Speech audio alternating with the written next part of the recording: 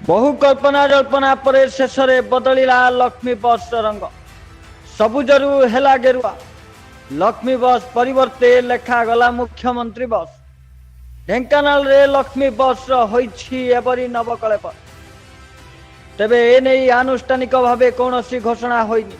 आज ढेंकानाल बस स्टाण्ड रे छिड़ा होइथिबा लक्ष्मी बस गुड़िकर रंग बदली जाइछि। एथिसह बस ना भी बदली जाइछि।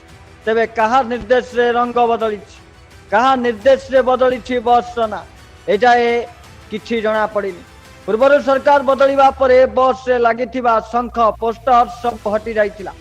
आउ एबे रंग ना बदली जाइछि। तेबे ए नै आरटीओ पार्टी फिटाउ नाहंती। लक्ष्मी बस रंग परिवर्तन नहीं आम पाखरे किछि खबर नाही किंबा आम कर्मचारी एथिरे संश्लिष्ट नाहंती बोली सीधा सड़क आरटीओ विभाग कहिछि। ताहेले कहा द्वारा एही काम हेउछि, एथिपाई केउठु अर्थ आसुछि, एथिपाई केउठु अर्थ विनिमय करा जाउछि ताहा ए पर्यंत जणा पड़िनी। बीजेपी सरकार क्षमता को आसिबा परे लक्ष्मी बस ना परिवर्तन हेबा नै चर्चा जोर धरिथिला। एही चर्चा को खोराक जोगाउथिले वाणिज्य और परिवहन मंत्री विभूति भूषण जेना। मंत्री कहिथिले ना बदली पारे, ना रे कोन अछि, सेवा मिलिबा दरकार।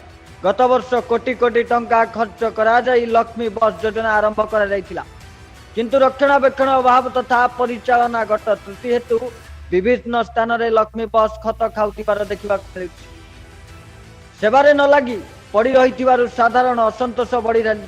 तेणु ए योजना ओ सेवा ओ चलिबो कि नाही ताकु नै एबे द्वंद्व देखिबा मिलुछि। नुआ ना ओ रूपरे लक्ष्मी बस सेवा आगो को बढ़िबो बोली ग्रीन सिग्नल दैछन्ति परिवहन मंत्री। गत वर्ष अक्टोबर 12 तारिख रे आदिवासी अधीक्षित मालकानगिरी जिल्ला लक्ष्मी बस योजनार शुभारंभ होइतिला। पूर्वतन मुख्यमंत्री नवीन पट्टनायक निजे मालकानगिरी पहुंची एही योजनार शुभारंभ करथिले। प्रथम दिन रे 36 टी बस शुभारंभ करथिले नवीन पट्टनायक। यापरे समग्र राज्य रे एही बस गड़ीथिला। लक्ष्मी योजना समस्त को विकास सह जोड़िबा पाई, घरे घरे खुशी आनिबा पाई, गाँ गाँ रे समृद्धि आनिबा पाई, अर्थनीति रे अभिवृद्धि घटाइबा बोली कहिथिले पूर्वतन मुख्यमंत्री नवीन पट्टनायक।